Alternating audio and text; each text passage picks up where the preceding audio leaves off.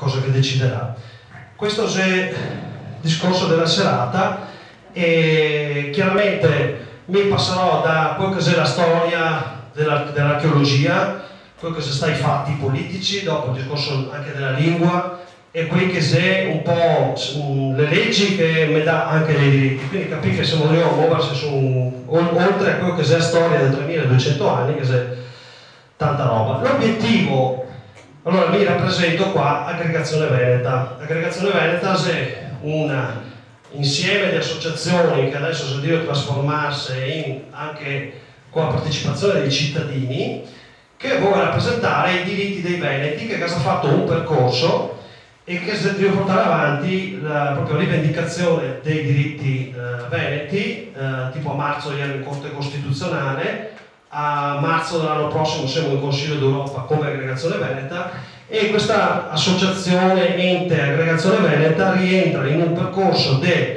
autogoverno del popolo veneto, che vuol dire di andare a costruire le nostre istituzioni compatibili col diritto internazionale e di creare una nuova classe di governo che riesca a portare a difendere questi diritti, perché il problema è che i nostri diritti non me li porta avanti nessuno, assolutamente nessuno. Restituire praticamente al popolo veneto le proprie terre. Vi farò vedere che Veneto non è la regione di oggi, perché voi anche che si qua in questa zona capite benissimo che se Veneti anche quelli di Pordenone, ma se Veneti anche quelli di Bergamo, se Veneti anche gli istriani, che magari oggi parlano in tanti il croato, ma ancora gli parla anche il veneto in certe zone. E vabbè, allora, dunque, praticamente oggi, se volete leggere sui libri di storia, l'Italia insegna ai bambini che noi siamo diventati italiani nel 1866 perché abbiamo fatto un plebiscito, cioè che c'è stato un voto e praticamente che si sta nelle città, nei capoluoghi, Treviso, Venezia, Padova, Vicenza, nella piazza centrale, piazza delle Erbe, dipende, insomma, una città, che è una targa che parla di questo evento, dove si riporta i voti che dice Iori, e vi è fuori che il 96,6% della popolazione che aveva votato a favore dell'annessione, una roba che non si è mai successa nella storia. Ma infatti che sono stati gli autori che sono andati a indagare queste robe, fra cui anche me che ho dato un contributo aggiuntivo e si sta messo in crisi completamente questo assunto. Comunque l'Italia continua a dire che la Repubblica è una indivisibile e che se anche appunto chi cerca di eventualmente parlare di libertà degli stati preunitari, queste robe qua, viene più o meno minacciato di essere arrestato, eccetera. In realtà noi altri che avessimo dei diritti. Allora, cominciamo a vedere chi che siamo per prima cosa. Questa è una cartina che ho trovato oggi, che non parla direttamente dei veneti, ma è una cartina del commercio dei metalli nel 1200 a.C., no? Perché noi siamo abituati a pensare che prima dell'impero romano non vi fosse niente. In realtà, allora, vedi che era tutto un meccanismo di circolazione di metalli in tutta Europa, che c'erano anche altre merci che giravano, tipo l'ambra. Quindi in pratica, attraverso i fiumi, soprattutto, che era anche, chiaramente, sentitesi uno che trasporta i metalli, vuol dire che ha degli accordi commerciali con quello che tira fuori i metalli dalla montagna e con quello che li acquista, deve essere dei fornase per fare la lavorazione dei metalli, bisogna che te conosci le lingue, bisogna che te adotti con la barca, te rivi, te si vestito diverso, si mangia diverso, si parla diverso, quindi che c'è diffusione delle culture, delle lingue, eccetera. A parte che forse andando in giro nel tempo, migliaia e migliaia di anni fa, che era una lingua comune, il cosiddetto indoeuropea, infatti noi altri abbiamo ancora oggi dei residui di questa lingua comune in tutte le lingue d'Europa. Comunque non è che non ne fosse niente prima dell'impero romano, avevamo una grande diffusione diffusione di culture e di conoscenze che girava in tutta Europa. Un'etice, fra l'altro, si sta proprio una delle fucine dell'età della produzione della ceramica. Parliamo intorno a 4.000 anni avanti Cristo, no? Per esempio, e vedi che insomma passava tutto anche per di qua. Adesso per dire mare Adriatico, quello che noi altri oggi chiamiamo mare Adriatico, che durante la Repubblica di Venezia si chiamava Golfo di Venezia, praticamente c'ha il nome da una cittadina che al tempo era importantissima, Adria, che si trova a 50 km da Rovigo. So che Adria oggi è a 30 km dentro la costa, cioè in pianura. Perché? Perché la pianura alluvionale del Po butta fuori talmente tanti sedimenti dopo le correnti, guardate sapere anche adesso, delle spiagge che sparisse e delle spiagge che si formano, cioè sono processi naturali. Quindi provai a pensare 3.000 anni fa come effettivamente era diverso. Per esempio la pianura padana era circa un acquitrino fognoso che piano piano si sta bonificando. Infatti l'impero romano, che abbiamo 1.000 anni più tardi di questa roba qua, in realtà si fermava in Emilia, perché dopo che era tutto il delta del Po paludoso, e al nord di quello avremo i Veneti. I Veneti in questo periodo qua non solo esisteva da tanti secoli, ma era diffusi in tutta questa zona, nell'Alto Adriatico, i fondi delle città, Padova, Montebelluna, Este, Oderzo del 1100 avanti Cristo, e Altino, sono tutte città venete, fondate da Veneti. I Romani arriveranno circa 700 anni dopo. E praticamente, se guardate l'architettura, cioè l'archeologia, tutta questa zona qua dell'Alto Adriatico, che è proprio dell'archeologia comune, vasi comuni veneti, cioè non solo il Veneto che c'è qua, ma anche fino a Villanova in Emilia, anche l'attuale Carinzia, in Istria, in Slovenia attuale, trovate tutta la stessa civiltà che si è proprio focalizzata nel 1200 a.C. in questa zona, che effettivamente è una zona bellissima. Te hai le montagne più belle d'Europa, te hai i laghi, te hai i fiumi, te hai tutto quello che ti serve.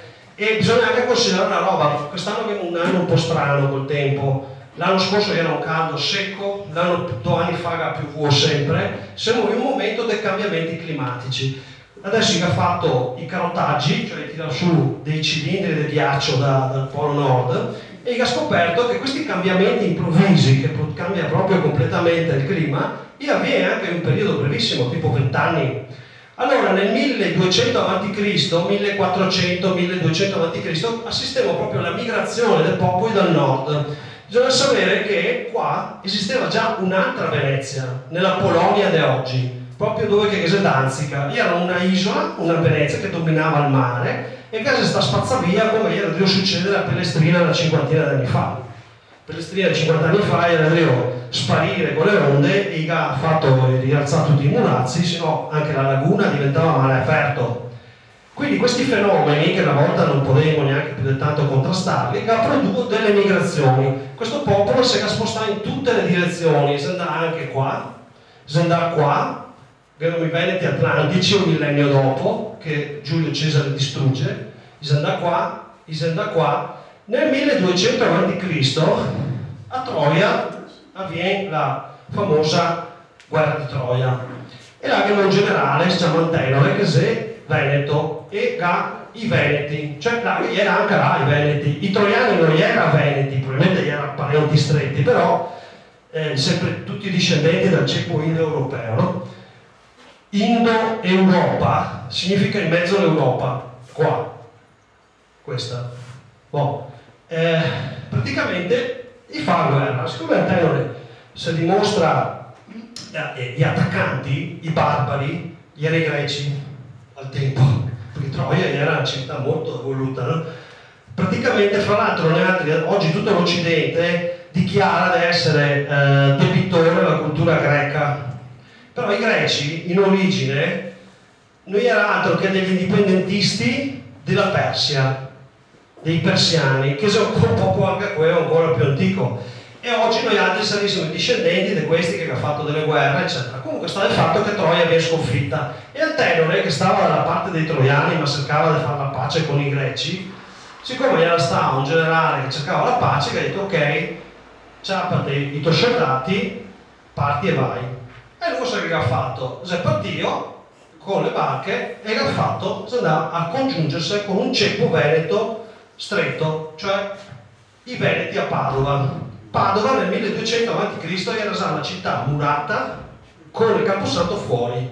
Gli ha trovato questi resti archeologici una decina di anni fa, proprio nella zona del Piovego, che è un fiumiciato che passa, e là che era proprio la Rudena, che adesso è tutta tombinata, una via, che era un antichissimo porto.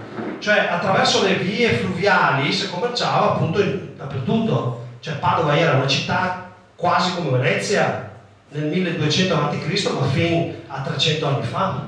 Pensa che, adesso passo un salto in avanti tanto per capire, fra Vicenza e Verona, che era una laguna 200 anni fa, è stata bonificata da Napoleone, solo che 2 o 3 anni fa il Bacchiglione ha deciso di riprendersi un po' di spazio e avevi visto che stava un'alluvione, per forza era tutta sotto acqua, che una volta che aveva una laguna, ma era proprio una laguna del pescatore. Allora, abbiamo appena cominciato a dire che abbiamo qualche 1000 anni di storia più di quello che è la civiltà romana, eppure i libri di storia a scuola vi dicevano bene Roma comincia con Roma, si comincia col tricolore, come raccontare la storia all'indietro. E praticamente, quindi Antenore arriva a Padova, rifonda la città, infatti viene considerato il fondatore di Padova, ma in realtà l'archeologia dice un'altra cosa, e parte tutta una civiltà anche artistica che voi altri trovate, ecco, cosa che aveva i Veneti come caratteristiche? Le stesse di oggi, cioè la ricerca della qualità della vita, l'agricoltura in parte, la lavorazione di metalli, l'argenteria, eccetera, eccetera, la ceramica, che era, adesso se fasi conto, fino a 50 anni fa queste robe erano tutte molto forti, la produzione del vino, e che era l'allevamento dei cavalli come cosa dominante, anche il tessile, quindi, e dopo grandi commercianti. Cioè praticamente non cambia niente, a parte il fatto che adesso la produzione tessile si deve andare in Cina, la ceramica si deve andare, non so se in Vietnam o comunque morta, se non tocco, la lavorazione di metalli, penso che sia tutta in India, ormai neanche più la lavorazione dei cavalli, l'argenteria sopravvive appena appena a Vicenza, e resta il commercio. Questo, allora, che sei 2 musei e mezzo, dove voi altri potete vedere un po' di roba venetica, perché avete nei magazzini, e se avete trovato sugli scavi, che fanno la gettata del cemento da sola. Questo è una situla benvenuti. La situla, ecco, noi altri veneti questo è del 700 a.C., se non mi ricordo male,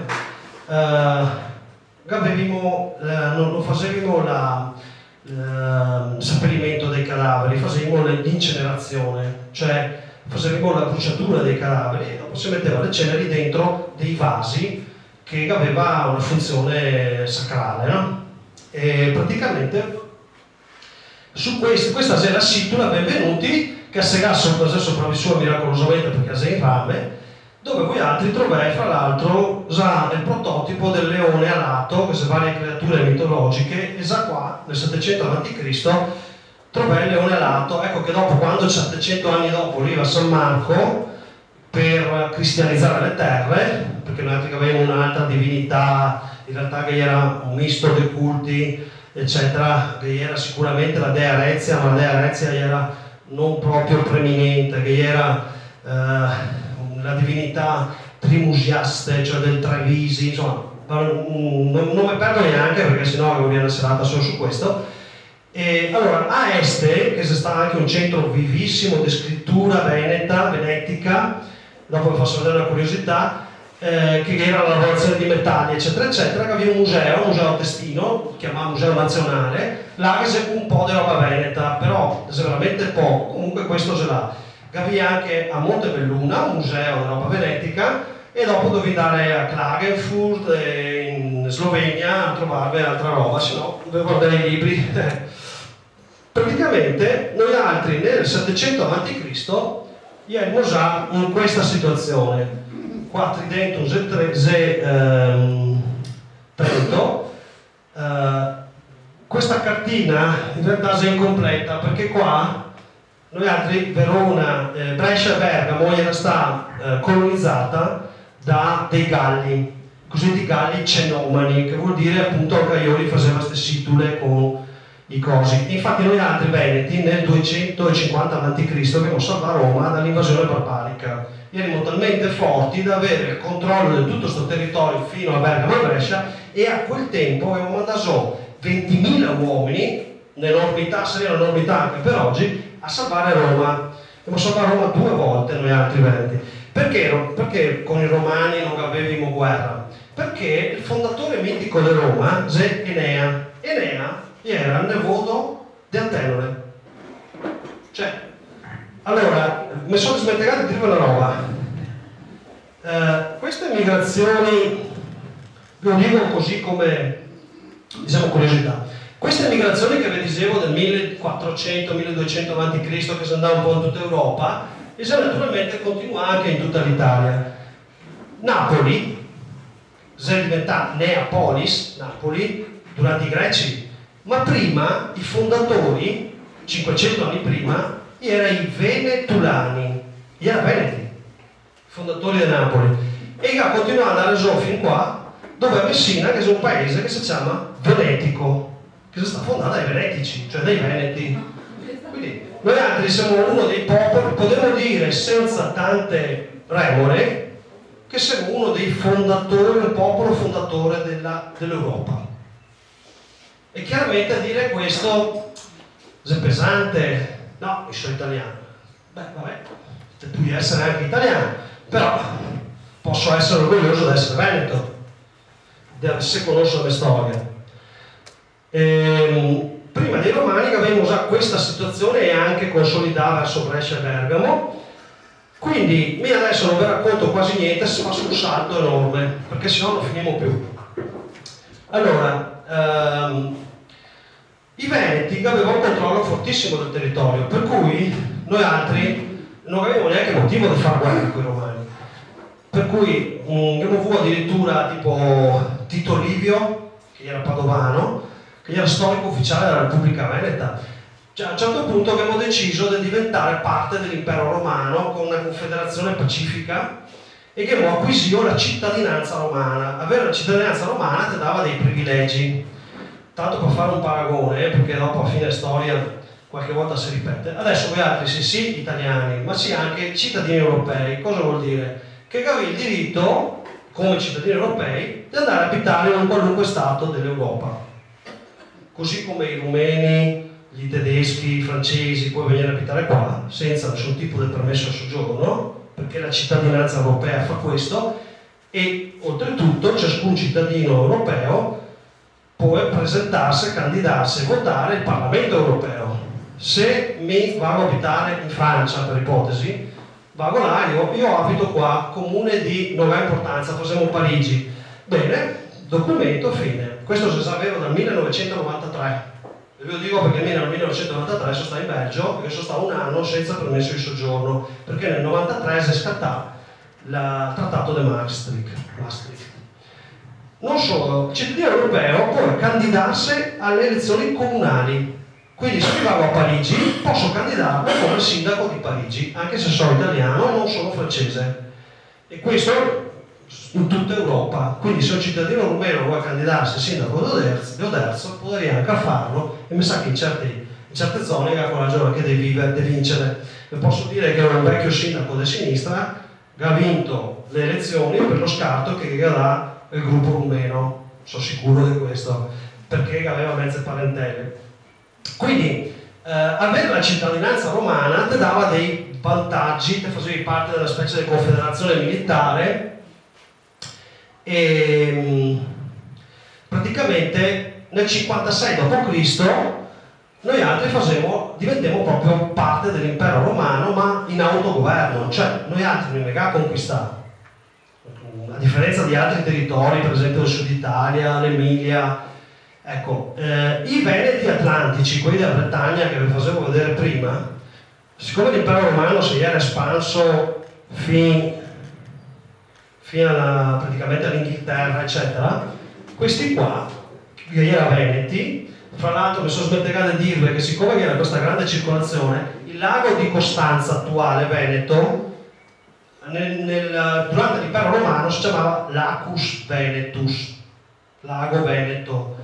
E qua, se guardate l'esil de Bello Gallico di Giulio Cesare, il de Bello della guerra gallica, perché io rivenivo a chiamare i gallici, invece era Veneti, praticamente ti racconta di questa popolazione che è grandissimi marinari, che naviga, chi vive su dei promontori, perché se guardate anche tutta la costa dell'Istria, eccetera, o per esempio Grado o Venezia stessa, i Veneti che sempre cercato di trovare una specie di isolotto, un promontorio, in modo da essere facilmente difensivi e anche da dare a gambia se era necessario per salvare le proprie famiglie, no? E praticamente questi dicono no, noi altri l'impero romano non vogliamo, e non so, fa guerra. L'esercito romano aveva questo che, a parte che utilizzava i cosiddetti barbari come forza d'urto e dopo arrivava ai soldati romani a mettere la bandiera, ma che aveva il fatto che sentite che copavi i miei soldati, arrivavano altri miei, finché Tite gli eri morto. Cioè non che era la fine dell'esercito romano, che era la fine. E questi insomma si stati completamente distrutti. Una parte si scappava e andai in Scozia, in Irlanda, gli altri senatori venduti come schiavi e distrutti. Questo nel 58 a.C. Invece 56 a.C., dopo Cristo, i Veneti adriatici, chiamiamoli così, noi diventemmo parte dell'impero romano, non siamo in guerra, anzi siamo alleati da secoli. Che c'è anche tutta una storia dei resti. Scusate che abbiamo avuto delle battaglie e sconfitto degli attacchi dal mare, e i romani dopo in pian piano hanno portato via tutti questi resti per non far vedere questa storia. Vabbè, allora arriva l'impero romano, a un certo punto l'impero romano comincia, cioè che non vuole 700 anni di storia, diciamo, veneta indipendente, dopo si arriva l'impero romano, e nell'impero romano noi altri erimo la Venezia e Istria, che però arrivava anche un po' più qua, cioè durante l'impero romano venivano chiamati Venezia e Istria. Ecco, a questo punto, parliamo del 400 d.C., comincia lo sfaldamento dell'impero romano, no? E quindi abbiamo anche la divisione dell'impero e che sostanzialmente decade le istituzioni. Arriva questi popoli barbarici, altri cambiamenti climatici, eccetera, ma dopo che era anche delle storie che noi altri non ne abbiamo contare. Per esempio Attila, che ha raso al suolo Padova è sempre stata una città molto importante, e fin alla nascita di Venezia era sicuramente la città più importante della pianura padana e sicuramente una delle più antiche d'Europa, se non la più antica d'Europa. Anzi, vi faccio vedere una roba, scusate. Posso avere un po' d'acqua? Grazie. Eccola qua. Allora, Padova è una città, non si vede bene, comunque sì. Vediamo qua che è la mappa. Questa è la strada padana superiore, che in realtà partiva da Padova e arrivava a Torino, dopo si sta prolungando e si chiama ancora così a tratti padana superiore.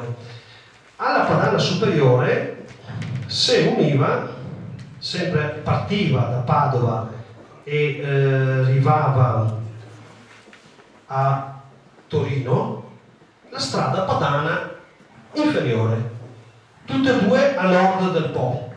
Quindi la pianura padana non prende il nome da Padus.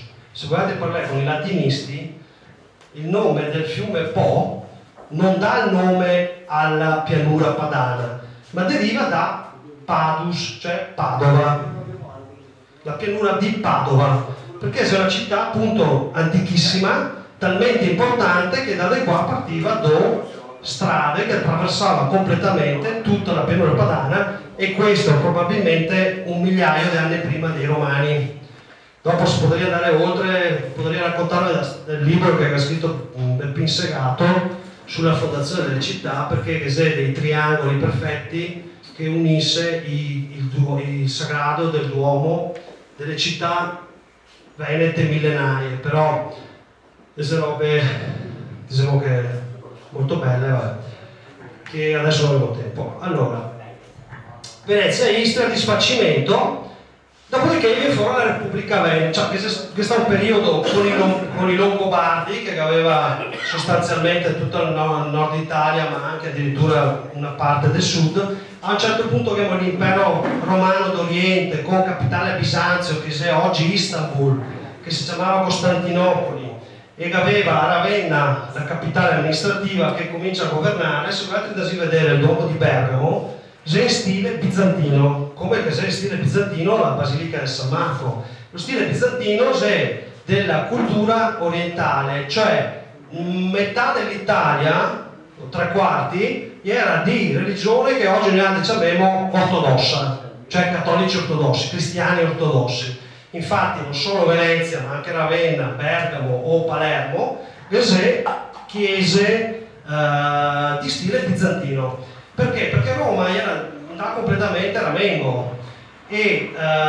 solo nel 1200-1300 cominciamo a avere Roma, la città, il papato che risorge.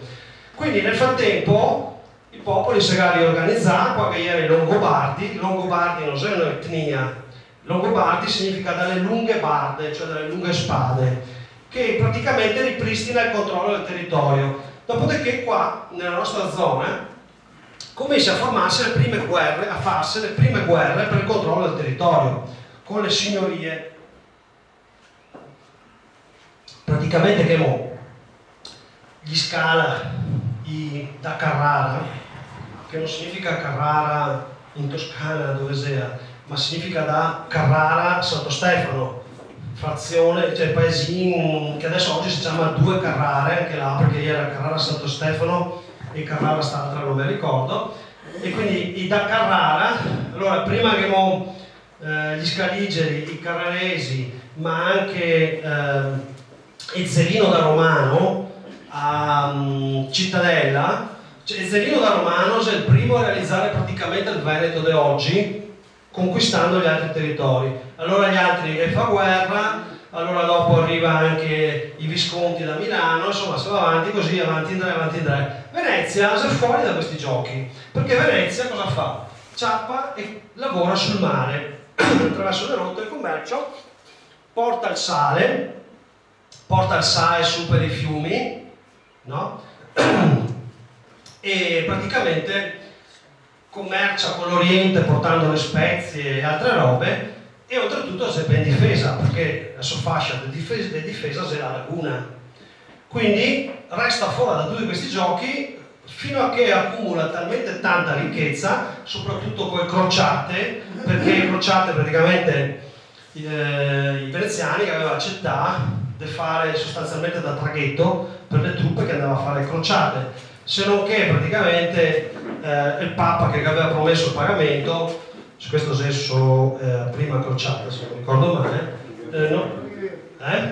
non aveva da pagare, e allora gli fa una piccola deviazione e gli prende dove c'era Zara qua?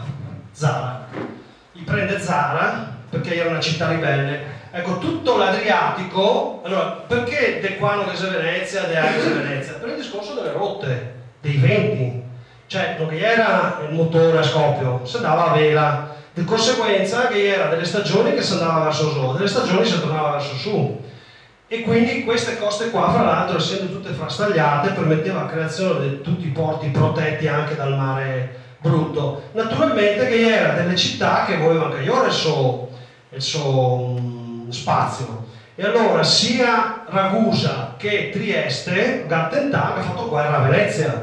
A Ragusa in realtà che era proprio la base dei pirati, per cui a un certo punto Venezia, che era la marina dell'impero romano d'Oriente, di Bisanzio, perché Bisanzio a un certo punto molla Ravenna perché è poco difendibile e appoggia a Venezia, diciamo, una funzione militare. Quindi abbiamo Venezia che diventa prima un porto importante dei bizantini con un capitano che dopo più tardi diventa doge, ma è tutto un progresso che dura secoli. E quindi a un certo punto con le crociate questi riesce a prendere il controllo anche di alcuni territori, accumula ricchezza e a un certo punto abbiamo, insomma è abbastanza lunga la storia, a un certo punto abbiamo la realizzazione della Repubblica Veneta, diciamo nel suo massimo splendore, che sia intorno al 1400. Se vedi, Padova 1405, Verona anche, Brescia 1426, Bergamo 28, cioè Brescia e Bergamo si sta venete, veneziane per la precisione, quanto Verona e Padova e Vicenza, mentre Treviso si entra un 15 anni prima, non tanto prima, no? E anche il Ducato del Friuli o Belluno, perché praticamente Padova la conosco ben meglio, allora Treviso se ha un io, tutte queste città si ha, diciamo, votare, ha chiesto l'annessione, perché l'alternativa era finire sotto le mani del Ducato di Milano, che non era per niente un bel governo, o sotto altri ducati, per cui è come dire che adesso viene fuori la terza guerra mondiale, ti devi decidere se stare con i russi, con gli Stati Uniti o con lo Stato islamico. Cosa decidi? Non è una bella scelta, no? E allora lei decideva, però si proponeva, diceva, cara Venezia, difendimi. L'eccezione sta a Padova, perché Padova, i Carrara, non era attendibili, firmava i contratti e dopo li tradiva, cioè li faceva sempre i furbetti. Finché Venezia si era rotto e scatole, dice la propaganda giacobina quelli che dopo mi aveva battuto lo Stato, dice che si sta fatti fuori tutti i membri della famiglia. Non è vero, i membri stai costretti a cambiare nome in Papafava, che tuttora è ricchissimi, pieni di palazzi. Quindi Venezia inizia l'espansione di terraferma e oltretutto questo periodo qua, che sei allora, bisogna sapere che, guardiamo un attimo, questa è la situazione, espansione di Venezia sulla terraferma fino alla vigilia della battaglia di Agnadello, 1509. Boh, quindi parliamo di mezzo millennio fa. Dalmazia, ecco, questa qua verde, è Creta. C'è qualcuno che sta a Creta? Sì? Ha visto Ciania per esempio? O Eraclio? Eraclio si sta sulle mura? Sì. Allora, se vedete da Eraclio seria, ecco, si chiamava Candia. Candia, l'isola intera di Creta si chiamava Candia e la città oggi Eraclio si chiamava Candia. Candia che sono delle mura che si larghe come sta stanza, tutta intorno alla città che va sul mare, strapiombo anche, larghe come questa città. Fra l'altro sapete che l'anno scorso ha riconosciuto il patrimonio mondiale dell'umanità le mura di Brescia, Bergamo, Peschiera, Palmanova, Zara e Cattaro. Cattaro è in Montenegro, Zara è in Dalmazia. Creta è stata veneta per 4 secoli circa, molto prima dei veneziani, dei padovani e dei trevisani. E il dominio su Creta finisse intorno al 1450, dopo 20 anni di guerra contro gli islamici. E gli islamici del tempo non erano molto diversi da quelli di oggi, cioè arrivava, prendeva schiave le donne, le sottometteva. Nell'Islam c'è un principio: se il soldato vuole convertirsi all'Islam, purché la smetta di bere, purché si converta veramente, perché se dopo te torni in Rio e te coppa, non tu puoi fare il cambio di religione del salto della quadra. Però i comandanti spesso e volentieri, soprattutto se erano stati resistenti, che facevano un trattamento speciale. Per esempio che c'è stata un'isoletta dove un certo comandante Marcantonio Bragadin, che resistì per diversi mesi in attesa dell'arrivo delle truppe veneziane, delle navi veneziane che purtroppo non si arrivava. Allora questo qua, il cacciapaglia, aveva messo dentro l'acqua bollente e dopo la pelle messa dentro la paglia e portava in giro. E adesso questa pelle la trovai a Venezia. Queste robe anche abbastanza brutte, ma basta accendere il televisore per capire che non si cambia tanto. No? Allora, quando a Creta, sentite a Creta, trovi le mura veneziane a Eraclio, te trovi la città di Ciania, che è come vedere un misto fra Chioggia e Rovigno, in Istria, una città del porto così, ma tipicamente veneziana. Tutto il resto di Creta, a parte le mura antiche del 1200, le rovine antiche del 1500 a.C., che è l'abusivismo edilizio moderno, che è i villaggi turistici, non che è niente altro che di storico. Perché? Perché c'è stato un dominio turco, ottomano, per 3 secoli, ma siccome i turchi ottomani facevano sostanzialmente case di legno, non è rimasto praticamente più niente, e solo i resti veneziani. E questa era un'isola molto importante per Venezia, perché era un terreno agricolo, quindi produceva l'olio, produceva il vino, produceva il frumento. Dopo vi era anche le isole del Malvasia, da cui il vino, che adesso in realtà io fa in Istria, ma che era un'isoletta qua. Quindi Venezia col commercio arrivava qua che era Bisanzio. Addirittura in realtà sopra di qua trovate delle colonie veneziane e super di là in Romania, che è ancora adesso un paese, una regione che si chiama Tulcea, in Romania, dove parla veneto, dove c'è la Porta di Schei, Viale San Marco, ancora adesso in Romania, che è sul Mar Nero, perché appunto da Venezia gli veniva a parte qua, gli veniva a parte qua, andava a parte qua, andava per su, dappertutto, andava anche da qualche altra parte verso la Libia, però dipende dalle correnti, insomma. E quindi quando c'è stata l'avanzata degli ottomani che ha abbattuto Costantinopoli, e questo è un fatto cruciale, importantissimo da pensare, Costantinopoli, Bisanzio, oggi Istanbul, farsi conto che domani mattina viene l'invasione islamica e conquista l'Italia e sul cupola del San Piero gli mette la mezzaluna. Questo è successo nella capitale della religione cristiana più importante del tempo, a Bisanzio, nel 1453, se non mi ricordo bene. E quindi c'è stato uno sconvolgimento per il mondo intero. Il capo della chiesa ortodossa si scappa via e adesso lo trova a Mosca, dove c'è il Pope russo, che si contrappone al Papa. C'è ancora l'impero d'Oriente e l'impero d'Occidente. E praticamente Venezia anche lei subisse un grosso shock. Candia, 22 anni, 27 anni di guerra, è stata veramente una roba sfibrante dal punto di vista anche economico, e quindi lui ha perso la sovranità perché si era mantenuto un piccolo atollo che si chiama Isola del Giglio, e si è stato per altri 3 secoli, praticamente, che era un atollo dove i veneziani che portavano da mangiare, ma intanto manteneva la sovranità, il possesso giuridico, diciamo, no? E quindi è chiaro che in quel periodo là Venezia è a un certo punto anche costretta ad espandersi. Vi faccio notare che questa zona qua della Romagna, in pratica 1503-1509 è veneta, cioè se sta per un periodo veneta, Ravenna nel 1441. E c'è anche la curiosità che a un certo punto Bologna chiede di diventare veneta, veneziana. I veneziani studiano, mi dispiace, ma non sapevamo come difenderle, perché là, che se le varie, è una situazione troppo complicata, noi non potevamo impegnarsi su delle guerre, già siamo in grosse difficoltà. Invece i romagnoli, mi pare che fosse proprio la città di Cesena, a un certo punto si era stufato di essere veneziani, che ha detto no, vogliamo tornare a Endrio. E lì ha fatto le consultazioni, Venezia che era Endrio e Ciave, arrivederci.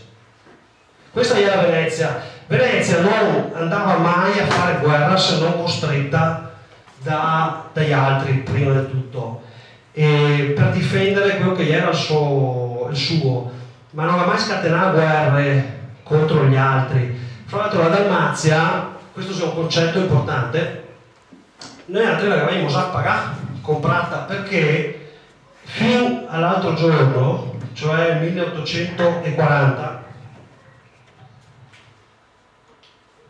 fino al 1840, quindi veramente poco, gli stati, o meglio i re, i principi, i vescovi e gli imperatori e i dogi poteva comprare e vendere gli stati, le regioni, come dite compri un campo.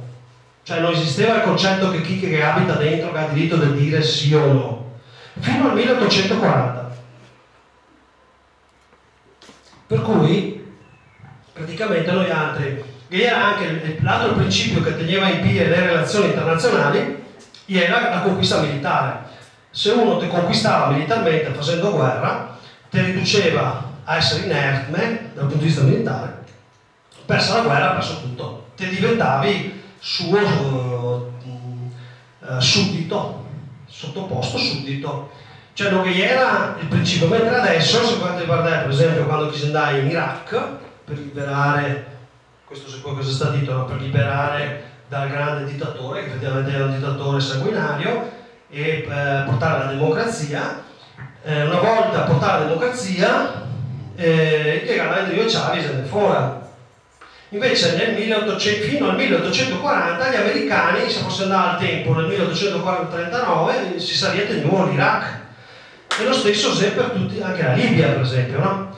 La Libia è teoricamente rimasta uno stato indipendente, a parte che dentro si fa guerra fra di loro, però non c'è più la possibilità per gli stati di andare a conquistare tramite la guerra gli altri territori. Questo è un principio di oggi.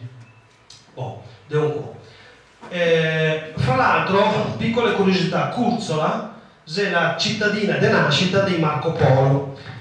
Ecco, forse è meglio, però qua a finire che diventa massa lunga. Quanto vi ho fatto? Mezz'ora? Quanto ho fatto fino adesso? Mezz'oretta? Ecco, allora, vi davo alcune pillole di quello che era la Repubblica Veneta per farvi un po' sognare, perché avevo raccontato una storia militare, ma non avevo detto cosa che era realmente la Repubblica Veneta. Curzola era una cittadina veneta. A un certo punto, però nel 1420 è scritto qua, i Polo, la famiglia Polo, era originaria di A. Sendasia a Curzola, che è la cittadina con Leone de San Marco sulla porta d'ingresso, anche a Zara, che è Leone de San Marco, proprio grande, io Scanfio, i comunisti, però che è ancora, in greca cavai tanti, però che ne è ancora. Praticamente a Venezia, che era i cittadini originari, i cittadini nuovi, e dopo che era i commercianti. Dopo 20 anni di residenza te potevi versare un negozio. Il Polo dopo 20 anni versa il negozio e nasce, dopo un po' di anni, nasce Marco. E quindi Marco Polo viene mandato in esplorazione e sappiamo tutta la storia di Marco Polo.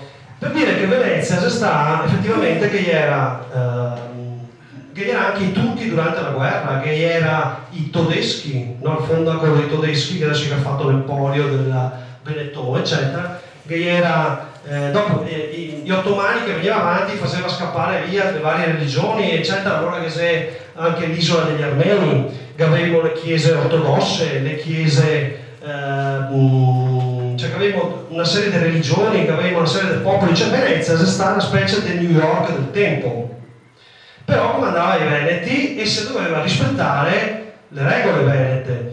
Quali erano queste regole venete? Intanto di non essere molestati mai per nessuna ragione. Di notte che era dei poliziotti che girava, che aveva il potere d'arresto, e si chiamava signori della notte, e erano molto temui perché era abbastanza ligi. Allora praticamente se uno veniva arrestato, siccome era l'arresto da parte di un singolo poliziotto, dirissimo oggi, veniva fatto immediatamente entro 2 giorni, gli faceva un processo. Se aveva bisogno si chiamava l'avvocato. Stiamo a parlare dal 1300 questo. Dopo si chiamava testimoni a discolpa, testimoni a carico e dei cittadini che facevano il processo insieme con i magistrati e i politici. La montagna desente. Si faceva una specie di pre-processo dove si cercava di capire la probabilità della colpevolezza.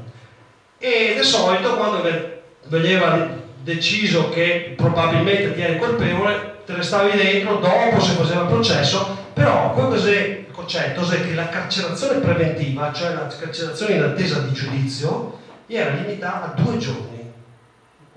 Noi abbiamo in Italia gente che è rimasta in carcere 10 anni in attesa di processo. Ancora oggi che c'è tante persone che sono in carcere e nessuno che ha domandato nemmeno verificare. Allora io mi ricordo un uomo del 30 anni, ancora una quindicina anni fa, che gli andava a Maurizio Costanzo Show perché lui era un immigrato calabrese che andava a Milano, faceva il parossino, lavorava eccetera. A un certo punto arriva la polizia e lo ciappa e lo mette in gara. Tenuto dentro 10 anni, dopo 10 anni che dice: ma qual è il tuo codice fiscale? Mi mostra il codice fiscale, c'è cosa sbagliato. Era un'omonimia. E io tiro fuori che ganava 1 milione di euro di risarcimento, ma questo era completamente svalvolato perché diceva che non dormiva più ogni sera, una sola sera per posto, perché per il terrore di essere di nuovo arrestato. Questo è successo e succede ancora, no? E quindi carcerazione preventiva. Poi per esempio abbiamo fatto, allora il cittadino veneto non doveva essere assolutamente molestato dal potente. Allora ogni città o ogni provincia, diciamo, vedete tutte queste regioni, queste sono tutte zone autonome.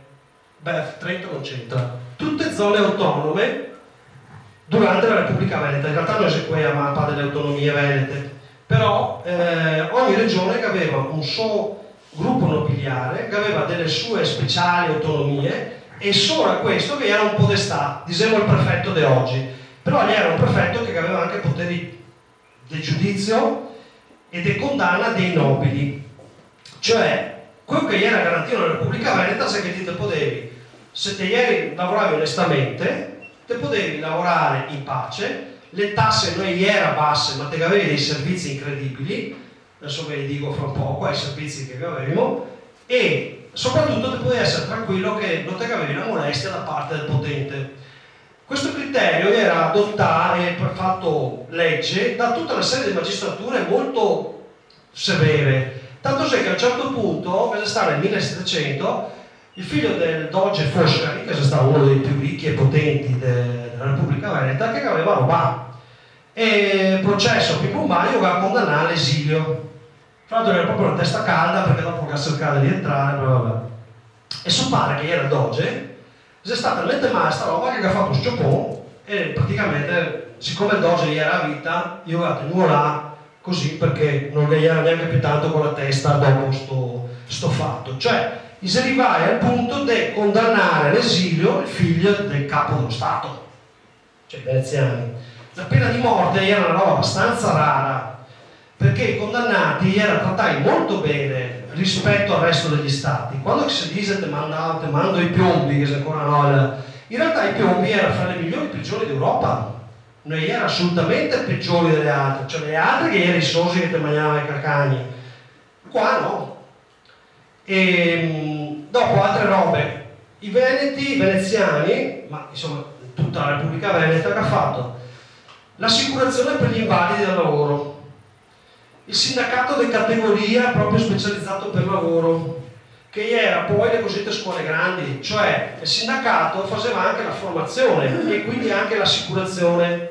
Quindi se vuoi fare che ne so, il Favaro, che era la scuola da Favaro, ti andavi a fare la scuola, ti entravi nel sindacato che ti garantiva tutto un percorso evolutivo e in caso di infortuni sul lavoro ti avevi anche la pensione. Avevamo l'assistenza per gli orfani, le scuole.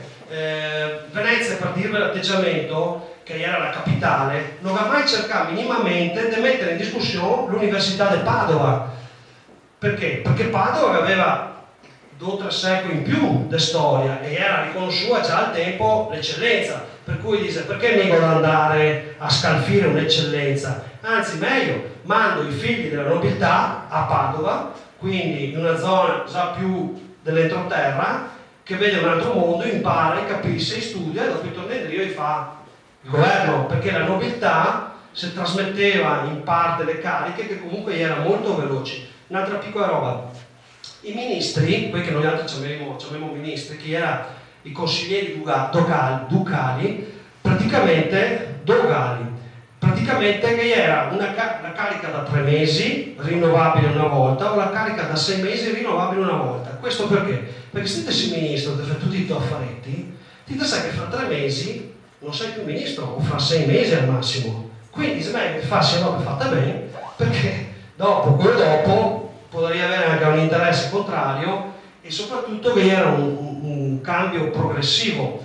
Un'altra roba che facevano i veneziani è alla morte del doge si faceva il processo al doge dopo morto, si andava a vedere se aveva rubato, se aveva fatto, e nel caso si trovasse che avesse rubato si condannava i parenti a restituire, perché d'altra parte si doveva andare dai parenti. Quindi il doge non rubava perché sennò andava a colpire i suoi stessi parenti. E fra l'altro fare il doge non era per niente una bella roba, perché te ieri sequestrato dentro al palazzo ducale. Allora il doge non poteva ricevere nessun dignitario estero senza la presenza di almeno 2 consiglieri ducali. Questi 2 consiglieri ducali gli avevano il diritto di entrare al cesso, perché se ti sei il capo dello Stato, te sei rappresentante di tutti i nostri interessi. Bisogna che controlla, è pericoloso, giusto? Cioè, non posso darmi in mano un piccolo panino. E allora cosa succedeva? Che era di doge che era esasperato in questa situazione. Uno si scampava, e dopo io ho fatto santo, e se quello che ha fondato il cammino di Santiago de Compostela. È stato un doge veneto a farlo insieme con quest'altro santo, no? E ho avuto 2 dogi santi. E che ne stava uno che poretto voleva stare tanto in campagna per fare gaina, a finire che ha fatto il ponaro dentro il palazzo ducale. Insomma, era uno Stato che pensava soprattutto al bene, dopo che erano altri criteri. Era questo Parlamento, che era in realtà 2 parlamenti. Uno si chiamava Maggior Consiglio, che aveva una funzione in realtà più da corte costituzionale, da corte costituente, costituzionale e anche di fare le alte cariche, e dopo che era un altro Parlamento che si chiamava Senato, dove in realtà la maggior parte dentro dei cittadini erano cittadini normali, non nobili. Se ti eri un cittadino con delle conoscenze, delle capacità, te avevi possibilità di fare carriera nello Stato e arrivare addirittura a essere, diciamo, parlamentare in un'epoca in cui le elezioni non le faceva nessuno. E allora praticamente cosa succedeva? Che l'organo principale del governo era il Senato, in realtà, e per cui discuteva delle robe del vino, delle robe del commercio, di questo e di quello. Allora mettiamo caso che se dovesse fare una norma su, che ne so, la fermentazione del vino, no? Fame e vino, quindi cantine, fermentazione del vino, tutta questa roba che qua sta zona quasi è importante, no? Allora cosa che faceva i veneziani? Chi era i nobili, certo che doveva discutere, chiamava a parlare tutti, soprattutto quelli che avevano interesse nel settore, perché giustamente ti tieni una cantina, me qua spiegami come funziona, e chiamava i specializzati, cioè i responsabili dei vari settori. Quando era il momento di votare, quelli che avevano interesse, che aveva la cantina, fuori non vota. Giusto? Si pensa che se adesso succedesse una roba del genere, in Parlamento italiano, nel momento in cui dovesse approvare un codice di procedura penale, metà Parlamento dovrebbe andare fuori con tutti gli avvocati. Perché le leggi per chi viene fatte? Cioè, la domanda è perché le leggi viene fatte? Per la collettività. Quindi se si tutti avvocati dentro, il codice penale a chi serve? Ai cittadini o agli avvocati? Cioè, se robe semplici che se voi altri andate a vedere, dopo mi vedago una pagina del mio sito dove che c'è una serie di libri che ho letto, non tutti, ma insomma una serie di libri, e che c'è la Costituzione di Venezia del Maranini che vi spiega una serie di questi meccanismi. Che aveva un meccanismo istituzionale, la Repubblica Veneta, che era addirittura le magistrature che vigilavano l'una sull'altra, in parte però. Allora era difficile che il magistrato facesse tanto Dopo che era un principio del diritto, a parte noi anche avevamo un sistema legislativo del tipo come quello degli anglosassoni dirissimo oggi, della common law, cioè il giudice poteva, facendo sentenza, innovare la legge, perché di fronte a un'ingiustizia palese il giudice aveva diritto addirittura di sopperire alla mancanza del Parlamento, che è quello che succede nei paesi anglosassoni, Inghilterra, Stati Uniti d'America, Australia, Canada, che se guardate sono paesi che bene o male garantiscono la civiltà giuridica, cioè la civiltà nei tribunali, leggermente meglio della nostra, per non dire, secondo le statistiche, enormemente meglio della nostra, statistiche internazionali. Siamo stati i primi, adesso vi dico 3 robe, come Repubblica Veneta, dopo basta, perché non posso raccontarvi su 10 minuti miei e 100 anni di storia. Capì che sa anche da un secolo anche altro magari le robe cambiavano, che fu anche un periodo in cui i servizi segreti erano diventati troppo potenti, e allora che era il terrore, ma se durava un secolo perché che era una roba come il terrorismo islamico di adesso, quindi che ha dovuto dare. In effetti i servizi segreti di oggi danno un potere incredibile, potevi entrare in casa senza dirvi niente e se è permesso dalla legge, ma volete neanche cosa lì. Allora praticamente abbiamo inventato il codice marittimo.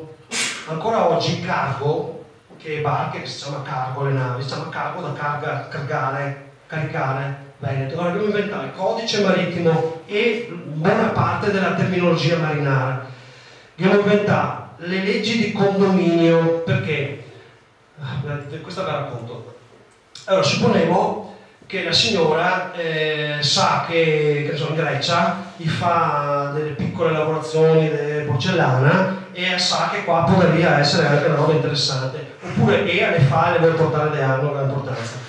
E allora cosa che fa? E prende un pezzettino in condominio di una barca dello Stato. Cioè lo Stato faceva queste barche, le galee, so soltanto raccontare di come che faceva le barche con le galee come una serata.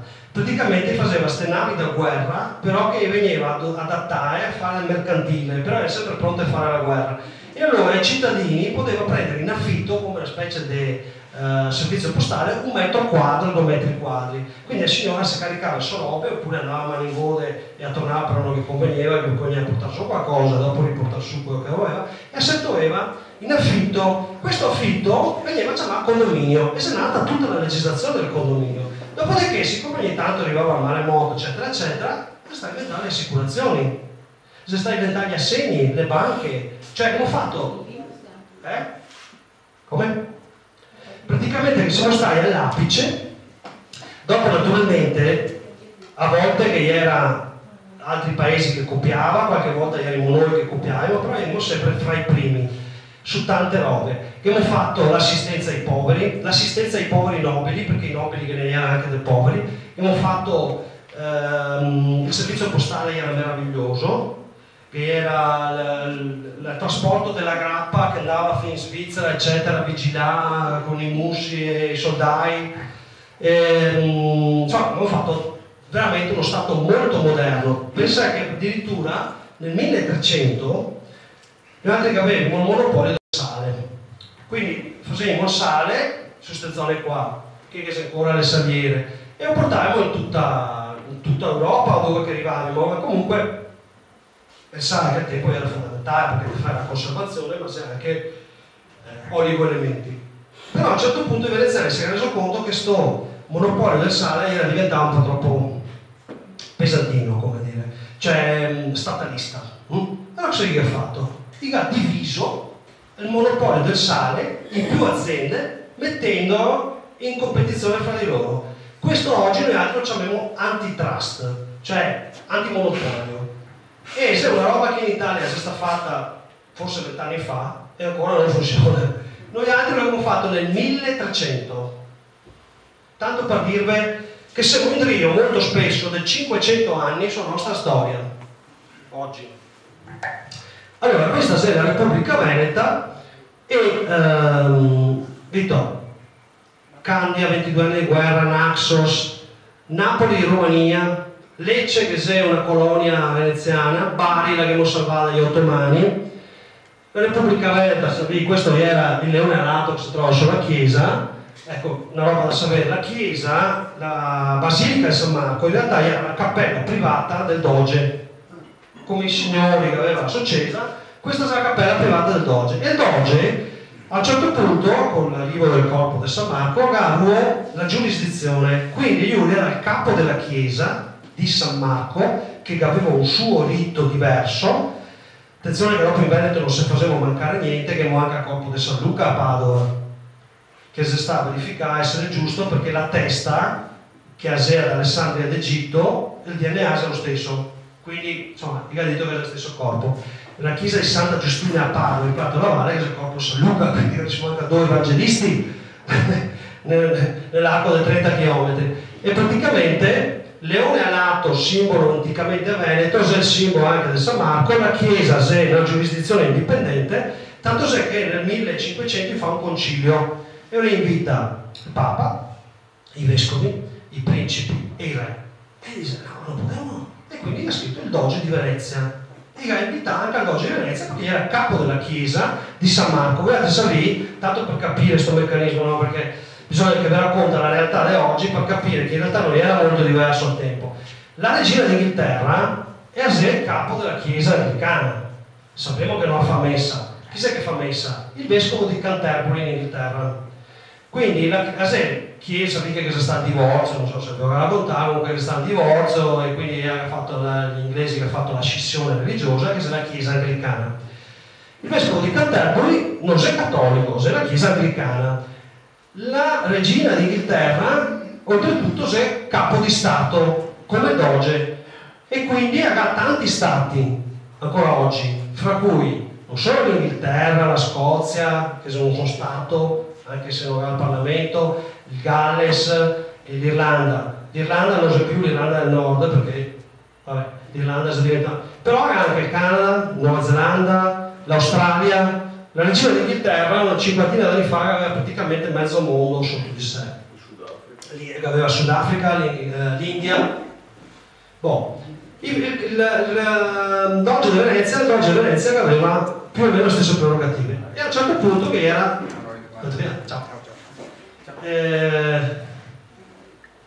praticamente questo è il simbolo dello Stato di Venezia. Quindi sulla carta d'identità voi altri che avete la ruota dentata, simbolo massonico, col ramo d'ulivo, simboli di alloro, simboli massonici, e la stella massonica sulla carta d'identità, no? E questo è il simbolo dello Stato Veneto invece. E quindi praticamente lo trovè in coincidenza dei palazzi. Ancora oggi tante istituzioni nel Veneto usano questo simbolo, per esempio la Camera del Commercio, l'Università di Venezia, Venezia 3 o 4, la Camera di Commercio delle Venezia, la Union Camere del Veneto. Per dire, poco prima del ponte del Rialto, a Venezia, a sinistra, che è il palazzo dei Camerlenghi.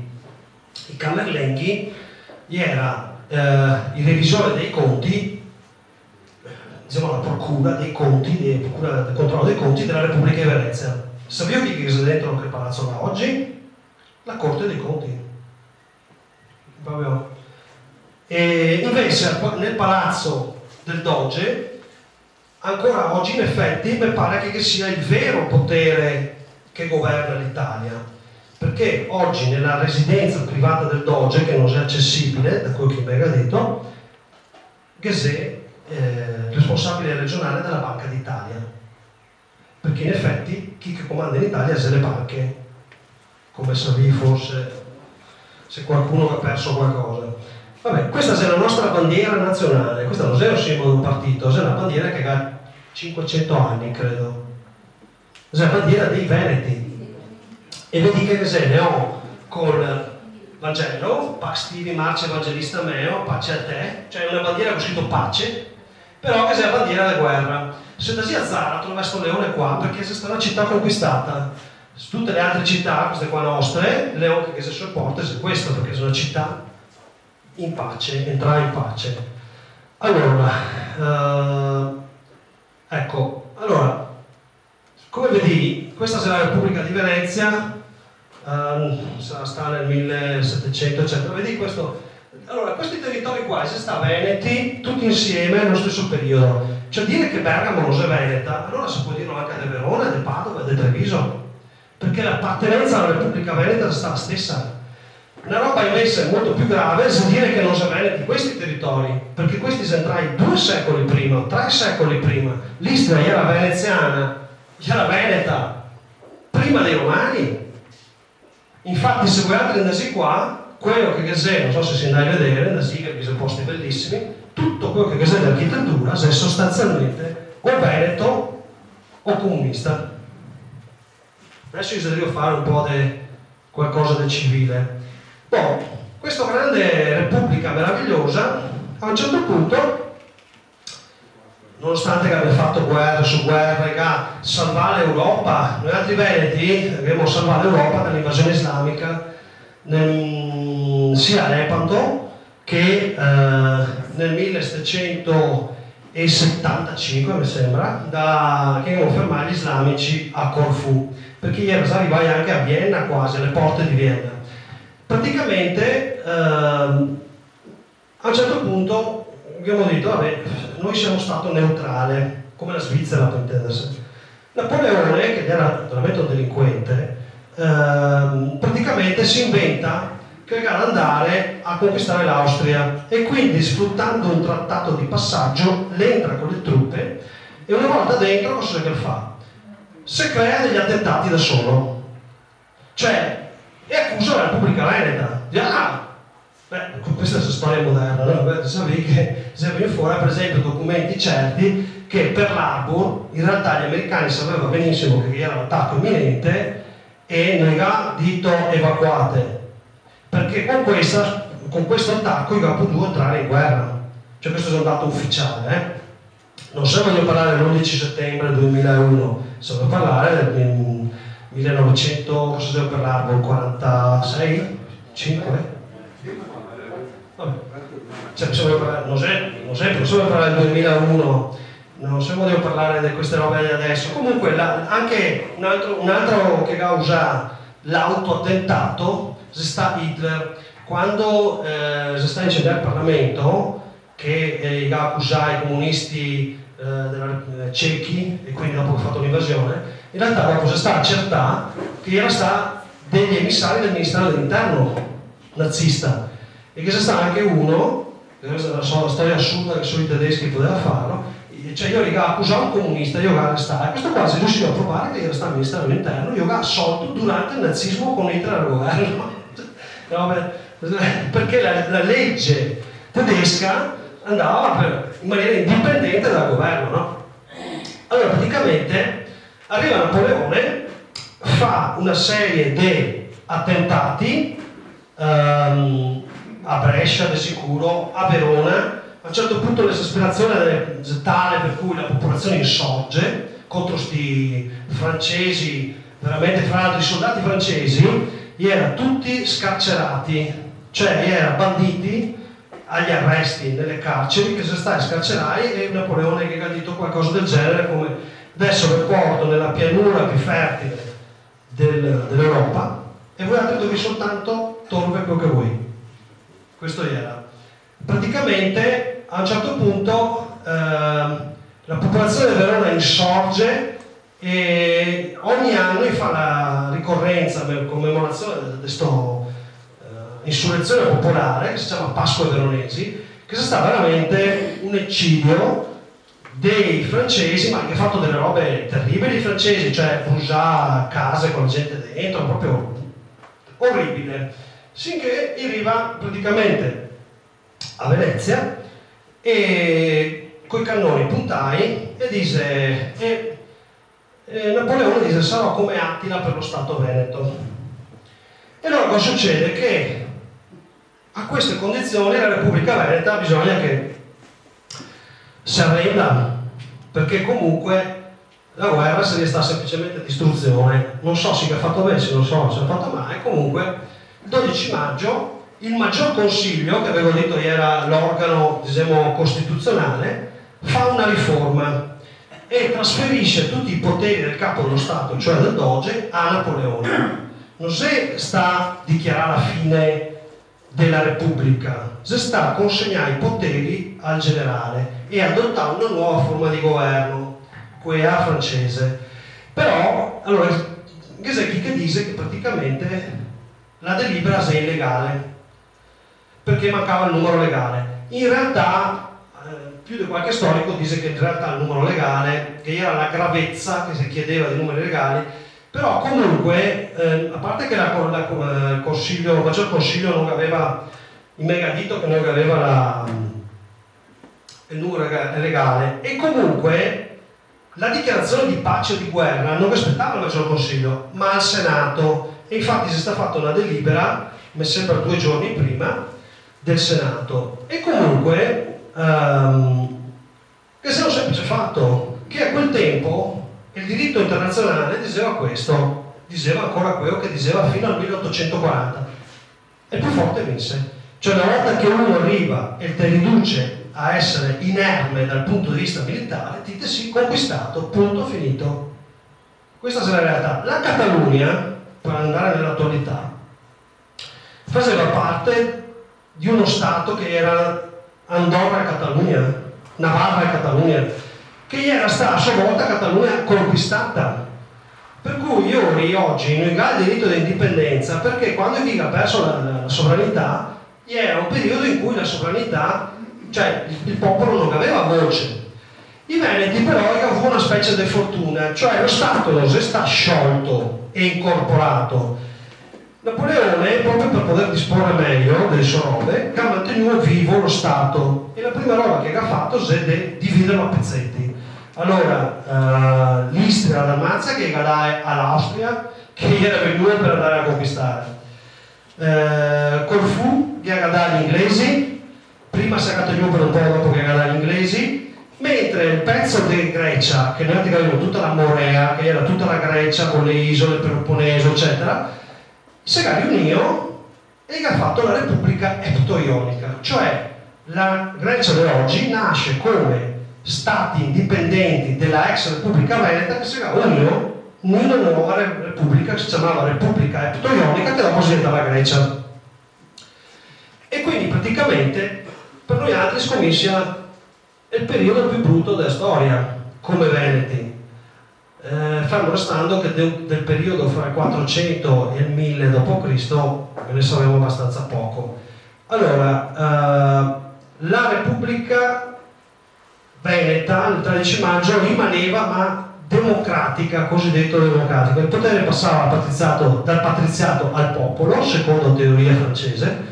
Le truppe francesi entrano in Venezia, la municipalità vota l'Unione alla Repubblica Cisalpina e indice un plebiscito di ratifica. Il 28 maggio 1797 la Repubblica cessa per plebiscito popolare, in realtà si accorpa. Ma comunque cosa succede? Che Napoleone allora, prima roba, se volete andare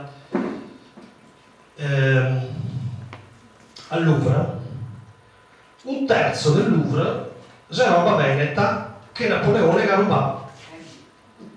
Ha portato via 20 km di carri, da solo 20 km di carri pieni di beni, addirittura grattava l'oro dai dipinti, eccetera, solo dalla città di Venezia, dopo che ha rubato anche nelle altre città. Quindi un terzo del Louvre, è tutta roba veneta. E fra l'altro Sarkozy, che sappiamo che non è sta un signore molto trasparente, ha anche chiesto quando che voi mandriò a Roma, pochi anni fa. L'Italia non lo chiede perché l'Italia per Nasser ha avuto il sostegno della massoneria francese, dello Stato francese, e quindi ha un accordo segreto per non chiedere indrio a nostra roba. Provate a immaginare cosa vuol dire avere un terzo del Louvre in un museo qua, non solo dal punto di vista del turismo, ma dal punto di vista della cultura, dell'identità che noi altri veneti abbiamo da noi altri, della considerazione che noi altri veneti. La pittura veneta si sta per 3 secoli e a migliore, sì, 3 secoli praticamente, con Tiziano, Tintoretto e tanti altri, e la migliore dell'Occidente. Vabbè, morale della favola, a un certo punto Napoleone decade e il congresso di Vienna, dopo aver rapinato completamente la Repubblica, Napoleone gli dà all'Austria. E La Repubblica, l'Austria non esisteva, esisteva l'imperatore d'Asburgo, che quindi uno stato che aveva più stati, fra cui la Repubblica Veneta o Ducato Veneto, il Ducato Veneto. E praticamente nel 1816 fa il congresso di Vienna e dice: restaureremo la situazione prima di Napoleone, perché Napoleone aveva fatto un disastro in Europa, no? E dice: ripristinemo gli stati precedenti, però c'è due eccezioni: la Repubblica Veneta, perché era rappresentata da un austriaco, diciamo, e quindi non rivendica niente per se stessa, e la Repubblica di Venezia, che non esisteva più, di Genova, che non esisteva più e che è rimasta morta. Invece la Repubblica Veneta, il Ducato di Milano, seppure non sia stata ripristinata come prima, continua a esistere come Stato indipendente. E cosa succede? L'anno dopo l'imperatore d'Asburgo fa una decisione, prende il Ducato di Veneto, il Ducato di Milano, che era sua, compreso del Ticino, ma il Ticino lo aveva ceduto alla Svizzera, e il Ducato di Mantova, e crea un unico Stato, il Lombardo-Veneto. E il Lombardo-Veneto nasce come accorpamento del Ducato di Milano e del Ducato di Mantova al Ducato di Veneto. Ducato Veneto. Quindi la giurisdizione, la sovranità politica, il governo è a Venezia, mentre a Milano è la capitale amministrativa. E i Seioni che crea la Lombardia, prendendo Brescia e Bergamo e mettendola insieme con gli insuli, quelli del Ducato di Milano. Se sempre gli austriaci che dicono ai friulani: voi altri che avete perso la guerra 400 anni fa dai cattivi veneti, voi altri dovete combattere contro i veneti. Se sempre l'Austria che dice ai croati: i cattivi veneti che vengono a rubare coste. Sta gli austriaci i primi a fare i campi di concentramento. Uno dei primi campi di concentramento è stato fatto qua, a Rovigno. E praticamente, quindi immagino che avevi capito che non ho nessuna intenzione di tornare all'Austria, vero? Allora, 1816-1866 abbiamo questo Stato, e qua è una roba curiosa. Questo è il Lombardo-Veneto, che tuttora è una delle aree più produttive d'Europa. Lo era già al tempo e lo era già prima in quanto Repubblica Veneta. Fasi conto che questo territorio oggi fa circa 900 miliardi di PIL e l'Italia ne fa 1400. E pensa che ogni anno questo signorino che fa 18 milioni di abitanti regala all'Italia 300 miliardi, senza contare l'IVA. Cioè c'è 1 miliardo al giorno, quasi. 1 miliardo al giorno. Cioè vuol dire che se noi fossimo uno Stato indipendente potremmo permettersi di dare 10 miliardi alla Grecia per risolvere i suoi problemi, 5 al Portogallo, 7 di qua, 7 di là, e su un anno avremmo risolto i problemi dell'Europa. Comunque, questo è il Lombardo-Veneto. Noi altri oggi vedremo praticamente, risulta ufficialmente, perché bisogna fare i conti, no? L'IVA non viene considerata come prodotto, invece è il 22%. Allora, se dite che avessi l'IVA che ti resta sul territorio, te che avresti un aumento del fatturato globale. E molte aziende che hanno impianti qua, li fattura a Roma, a Milano e in altri posti. Quindi praticamente quello che è il prodotto reale tiene da sé. Te puoi vedere i consumi, te puoi vedere altre robe, i consumi della corrente elettrica per esempio. Comunque se va adesso sul telegiornale, ogni tanto ci fa vedere sul telegiornale l'Italia di notte. Se guardi, vedi la zona più illuminata d'Italia, se questa, tutta la costa adriatica, e dopo Roma, Napoli e Palermo. Banca d'Europa. Una delle zone più. Però non so se siamo troppo stupidi che consumiamo massa luce e dopo abbiamo l'inquinamento, intanto paghiamo corrente elettrica con i comuni, all'Enel, non so se in realtà c'è una forma anche stupida di spendere i soldi. Perché in Carinzia del notte c'è tutto stuato, per esempio. Vabbè, comunque, Lombardo-Veneto faceva parte dell'impero austro-ungarico, asburgico e dopo austro-ungarico, che comprendeva quindi l'Austria, la Transilvania, comprendeva la Slovenia, comprendeva la Croazia per un certo periodo, comprendeva un bel tocco di terra. Noi altri da soli erano lo stato più produttivo dell'impero austro-ungarico e facevamo da soli il 30% di tutte le tasse di tutto l'impero, che se più o meno la proporzione di oggi, che non si cambia niente, cioè che non cambia parole, ma non si cambia lo stato coloniale, anzi addirittura si può dire che noi siamo più colonizzati di prima, perché non a caso nel 1848 abbiamo fatto una rivoluzione con la Repubblica di San Marco, Manin, eccetera eccetera. Dopo il mega fatto il cordone ombelicale delle potenze straniere su Venezia, non poteva arrivare più niente da mangiare, le conseguenze che ha fatto il colera, dopo un anno si era reso. E però cosa succede? Che in questi anni qua, questo è il periodo dell'esistenza lombardo-veneto. Io non posso raccontarvi tutto, però nel 1859 che c'è stata l'invasione da parte della Francia in sostegno al Piemonte, che invade la Lombardia e dichiara che la Lombardia fa parte del Regno del Piemonte, senza plebisciti. Nel 1840 era entrato in vigore nel frattempo il principio per cui non si può più comprare e vendere i territori o invaderli, bisogna che la gente vota per l'annessione. Ed è per questo che l'Italia ha fatto tutti i plebisciti in giro per i vari territori, tranne che in Lombardia. Se voi altri andate a vedere, la Lombardia non ha mai votato per diventare Italia.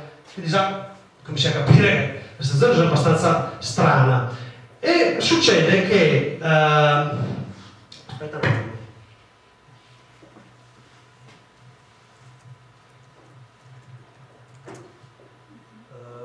Qualcosa non va, sì, questo è accaduto. Vabbè, allora niente, a voce. Se andassi a vedere su Wikipedia, magari nel frattempo che vi parlo riesco a ripristinare, succede che l'Italia, vabbè, il plebiscito è una tragica farsa su YouTube, è la prima roba che si informa, vedi che insomma, ormai si deve diventare storia di tutti i giorni. Mi sa una decina d'anni che parlo di queste robe. No, beh, Sardegna indipendente è troppo di parte. Vediamo trovare Wikipedia, eccolo qua, questo è in inglese. Perché? Allora, comunque anche qua che saranno le date, no? Praticamente, no, non vedo le date. Praticamente il Piemonte, con i soldi della Lombardia, dove gli ha portato una miseria incredibile, prende e fa le spedizioni, va in Sicilia. La storia che Garibaldi aveva conquistato la Sicilia è una barzelletta, perché gli erano 1000 persone che arrivano in Sicilia e trova un esercito di 24.000 persone, tutte vestite, tutto punto, col fucile e tutto. Cosa gli era successo? Siccome l'Inghilterra, vedi che è un paese, l'Italia è sempre stato un paese dove c'è le potenze straniere che interviene, governa, fa. L'unico territorio che è sempre stato sovrano fino a Napoleone è stata la terra veneta. Per il resto l'Italia è sempre stata sottoposta a domini stranieri, anche degli arabi, eccetera. Praticamente, ma questa è una stupidaggine totale. Praticamente l'Italia cosa fa? Fa dei finti plebisciti dappertutto, cioè manda i suoi soldati e dopo fa votare i suoi soldati. E allora adesso vi faccio vedere anche le prove di queste robe qua. E praticamente con i soldi della Lombardia manda Garibaldi in Sicilia, e in Sicilia c'è il generale Palmerston inglese con le navi che i cannoni puntai non verso Garibaldi. Allora dice, siccome si deve arrivare a Garibaldi e noi altri abbiamo i depositi, perché aveva dei depositi in Sicilia, invece di puntare i cannoni con le navi verso Garibaldi che si deve arrivare, punta i cannoni sulla Sicilia. E praticamente i soldati borbonici si stanno mandati in rotta dai generali corrotti, e praticamente Garibaldi arriva, mette la bandiera e prima roba che fa, discute con i mafiosi, con l'oligarchia da cui si è nata dopo la mafia. E la stessa roba l'ha fatto poi venendo su, quando arriva a Napoli, carica nel comando della polizia il più noto camorrista di Napoli. Questa è storia documentata, scritta dai stessi meridionali. Infatti mi sono uno che, pur essendo indipendentista veneto o autonomista veneto, so considerare dalla parte dei meridionali molto apprezzato al sud. E allora praticamente dovunque va, fa dei plebisciti, e questo si svolge fra il 1859, invasione della Lombardia, al 1861, quando l'Italia si dichiara da Regno del Piemonte, cambia nome e diventa Regno d'Italia. Vediamo cosa succede qua. Regno d'Italia, 1861, avevo Regno d'Italia, cioè praticamente il Piemonte dichiara di essere, vedete qua la cartina si è falsa perché Lombardo Veneto non era dentro, Zetra nel 1866. Praticamente la formazione, qua avete tutta una serie di storie, vediamo se troviamo plebisciti, vabbè comunque, è inutile che se troviamo plebisciti. Allora, come avevo detto, il concetto fondamentale da tenere è che dal 1840, che è un principio legale internazionale che dice che nessun territorio può essere annesso o invaso se non con praticamente plebisciti risorgimentali, io diciamo, vediamo se c'è questi qua, di Ducato di Parma, eccolo qua, plebiscito, vediamo se c'è la tabella, eccoli qua, aggregazione del Piemonte, stato pontificio, no, questa è una tabellina da qualche parte, eccolo qua, dal marzo 1860, qua abbiamo il Ducato di Reggio 59, ecco, comincia da qua, vediamo, questo è il Ducato di Reggio nel 59, ad agosto, Ducato di Parma e Piacenza nel 59, Stato Pontificio 860, Ducato di Modena Reggio, Ducato di Parma, Piacenza, e dopo abbiamo, ecco, un'altra roba che si sta fatta, Nizza e tutta la Savoia, che oggi sono francesi, era sotto il Piemonte, si chiamava Re di Savoia, no, di Savoia, la famiglia Savoia, perché in teoria arrivava da quella zona. Anche questo sta dicendo la Francia, proprio perché era questo accordo Tito e Tetoi, mezza Italia, mi mettendo questi, senza fare plebiscito, mentre la legge internazionale prevedeva il plebiscito. Allora cosa succede? Che vedendo queste robe, adesso qua purtroppo con dei bambini non posso raccontarvi i particolari più cruenti, però posso dirvi che nel sud è stato fatto 1 milione di morti da parte dell'esercito piemontese, con scene raccapriccianti, ed è da là che sono nati i briganti. I briganti non era altro che i soldati borbonici in rotta che ha combattuto contro gli invasori. Se vinse la guerra sarebbero stati i partigiani, siccome era persa i briganti terroristi.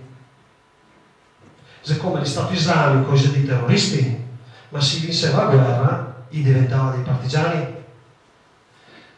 Dopo che si modo di fare guerra, no? Quindi mi sono contrario alle guerre, perché guerre mette sempre la popolazione.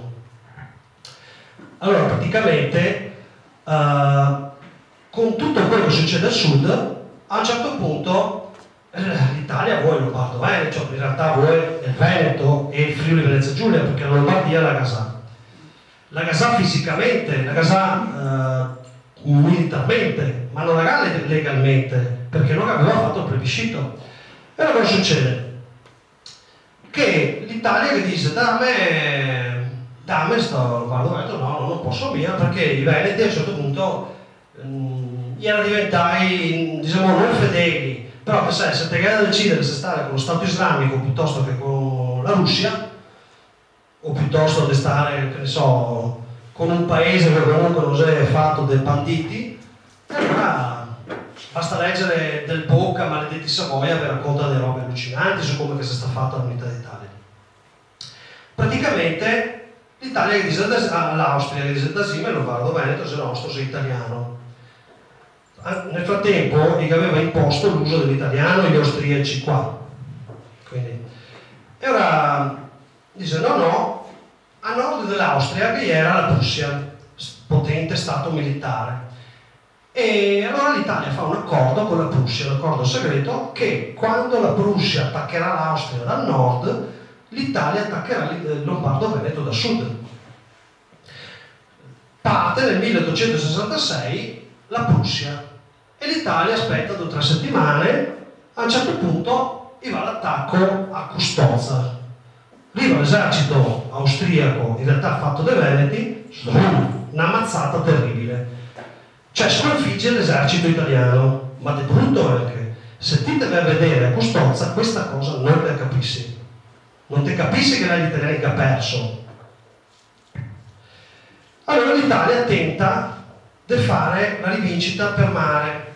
Fra l'altro, proprio perché la Repubblica Veneta marinara era una roba che bisognava distruggere nel corso del tempo, gli austriaci non avevano assolutamente incentivato la marina, per cui avevano ancora le barche di legno, questi qua, poveri veneti, no? L'Italia invece, potenza neonata che ha saccheggiato tutta l'Italia, aveva le barche del ferro, nuove di zecca. Parte l'attacco, avuto che perdevamo anche per mare, arriva a Lissa arriva le barche del legno venete, sconfitti gli italiani.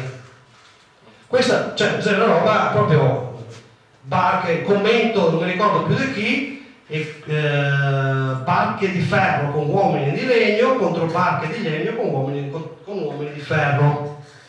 E questi qua, praticamente, fra l'altro piccolo particolare, la lingua ufficiale del Lombardo-Veneto era l'italiano, ma nella marina era la lingua veneta.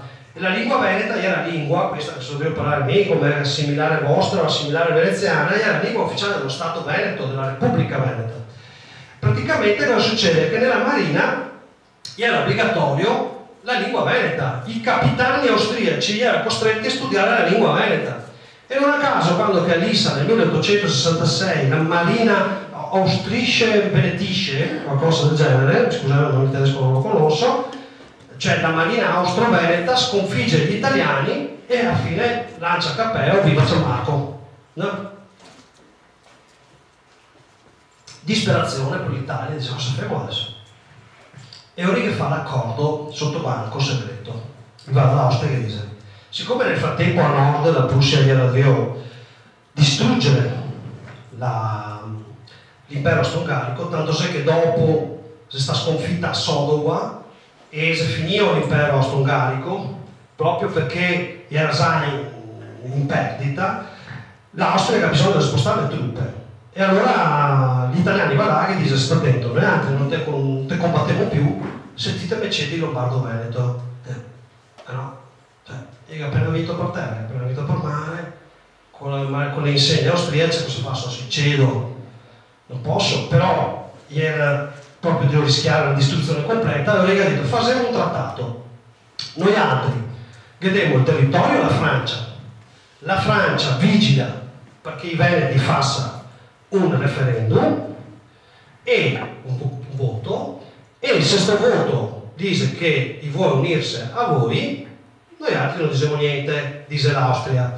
Questo è il Trattato di Vienna, adesso ve lo dico, Trattato di... aspetta che lo scrivo un attimo.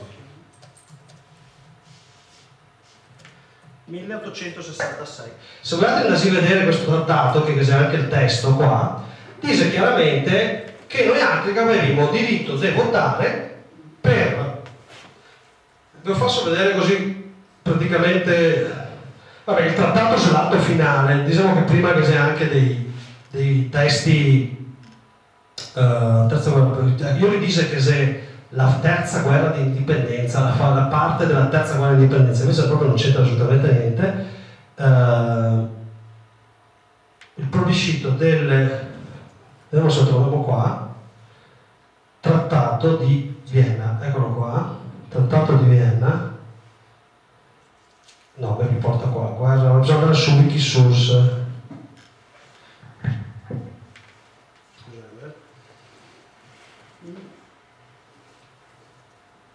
Praticamente, per farla breve, questo trattato, eccolo qua, dice che in nome della Santissima Indivisibilità, il Re d'Italia, l'Imperatore d'Austria, l'Imperatore dei Francesi, dice Sua Maestà Re d'Italia, Sua Maestà l'Imperatore hanno nominato per loro il Re d'Italia, il signor Luigi, no, non c'entra, dice praticamente che se disponibili, eccolo qua.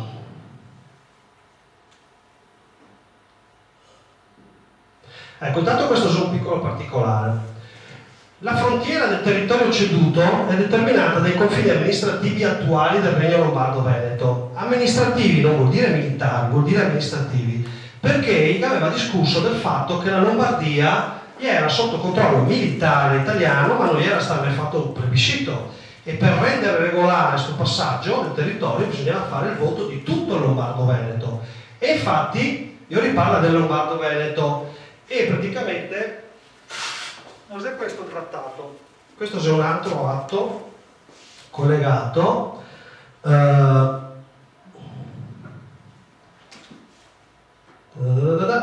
praticamente nel trattato di pace stabilisse che sarà un voto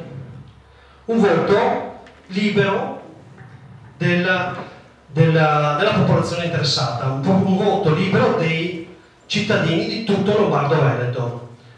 E l'Italia dice no, non è possibile, noi altri Lombardia l'abbiamo già, ma così mi è scritto. E allora il territorio Lombardo-Veneto viene dato in gestione alla Francia, che nomina un suo commissario, un certo Leboeuf, che viene qua, va a Venezia e che viene fatta tutta una sceneggiata per cui i manifesti del voto li sono dappertutto tranne che a Venezia, perché lui non doveva vedere che gli italiani erano a Rio fare tutti i brogli.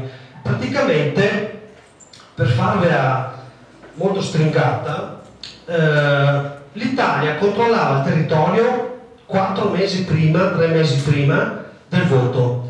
Gli aveva già preso in mano tutti i commissari, tutte le forze armate, gli aveva organizzato un comitato di segreto di morte che minacciava i rappresentanti veneziani perché gli voleva riprendersi in mano la sovranità. Cioè in teoria bisognava che il Lombardo-Veneto da solo organizzasse le sue votazioni. Invece cosa si sta fatto il 3 ottobre del 1866? Del nascosto dentro un albergo, l'albergo Europa, perché i francesi volevano farlo al Palazzo Ducale, ma gli italiani dicevano no, per carità, ti con quello che ti hai fatto Francia, se ti fai una roba così che te entri in Palazzo Ducale viene fuori la rivoluzione, no? Invece sempre perché non voleva dare visibilità a questo evento che veniva a restituire la sovranità in mano ai veneti. E allora li fa dentro un albergo, praticamente dopo aver minacciato tutti i rappresentanti veneziani, ne resta 3. De Betta, Michiel ed Emi Keller. Questi 3 erano 3 prestanome dei Savoia. E cosa gli fa? Gli prende la sovranità dal francese e gli firma in nome del popolo veneto e subito dopo nella camera a fianco gli dà al re, anzi al commissario del re italiano. E il re italiano dice grazie e gli restituisce il potere però come delegati, quindi praticamente questo fa finta di rappresentare i veneti, in realtà delegati dagli italiani, per fare le elezioni. E dopo fare le elezioni secondo le regole che sta pubblicate sulla Gazzetta Ufficiale del Regno d'Italia. È come dire che se adesso facciamo un referendum per mettere l'Albania dentro l'Europa, l'Europa fa le leggi e va là a decidere chi vota e chi non vota. Non gli albanesi poi un referendum libero. Sarebbe come dire che se adesso noi altri dovessimo fare un referendum per uscire dall'Europa, le regole le fa l'Europa. Scusa, a casa mia decido io.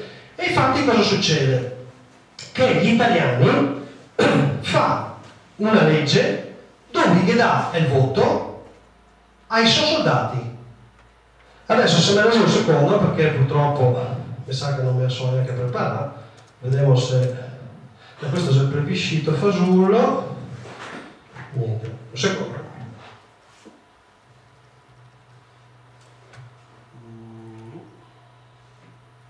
Forse l'avevo pubblicato su...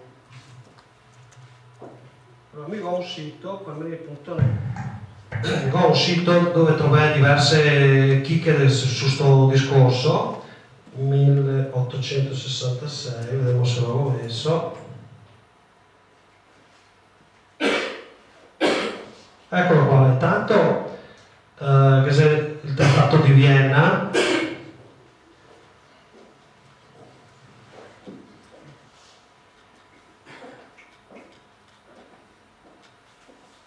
Va bene, non stiamo qua a perdere tempo. Ho trovato sulla Gazzetta Ufficiale del Regno d'Italia, dove l'Italia dava il voto ai suoi soldati. E casomai se mi ha solo l'indirizzo vi mando la copia che potete trovare comunque sulla Gazzetta Ufficiale del Regno d'Italia. Quindi capì che praticamente votava i soldati italiani, cioè addirittura, questo è un particolare della legge interessante, gli italiani stabilisse che intanto Mantova fa parte del collegio di Rovigo, poi decide chi vota e vota soltanto i maschi di 21 anni, ma si sia in grado di pagare una cifra, quindi di censo ricco. Dopodiché decide che può votare anche tutti i volontari italiani di 16 anni o più.